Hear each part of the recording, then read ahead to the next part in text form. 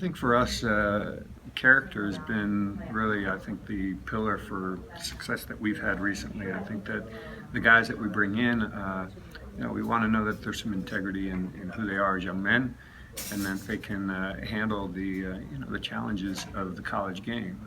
20 hours a week of training, over 20 hours of school and studies, and then obviously in the city that they're in, that they're making the right choices and doing the right things off the field. I think the intensity of training day in and day out, the fatigue that actually happens after a preseason, and again, it's a new environment, a new training environment. It's very demanding physically. So I think as they get into the first, second month of the season, usually you can see them fatigue a little in that first year. Well, we get contacted, throughout the year. We try and see as many of those kids that show an interest and a true interest in the school, not just a form letter. They know what maybe the major they're looking at that we have at the university. They also maybe know the players that are graduating, so that where could their role actually be.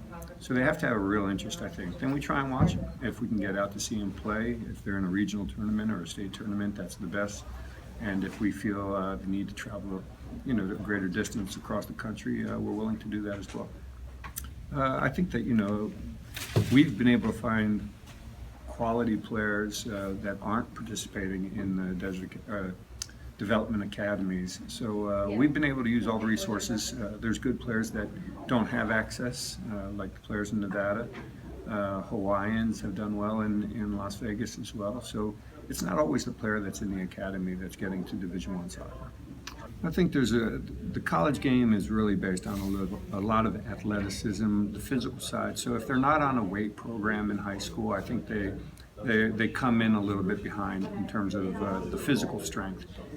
They could be a 17-year-old freshman playing against a 23-year-old senior. So there's a lot of growth and development between those years.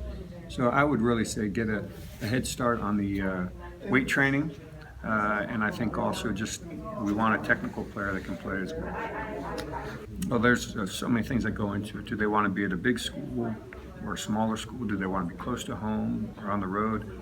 Ultimately, they're making a life style choice. So they need to be somewhere they're going to be comfortable for 4 years.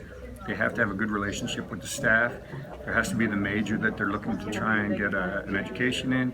So there's, I think, just a lot of variables that go into it. But I think there's a good fit for most players to find a home in college soccer. I think that you get your education, you get your degree, and it's been shown that the value of the degree is exponential to somebody with just a high school education. I think you learn how to work within a team and within a group. Obviously, huge leadership qualities are developed, and then I think a discipline and a focus also. So I think there's so many benefits to playing college soccer.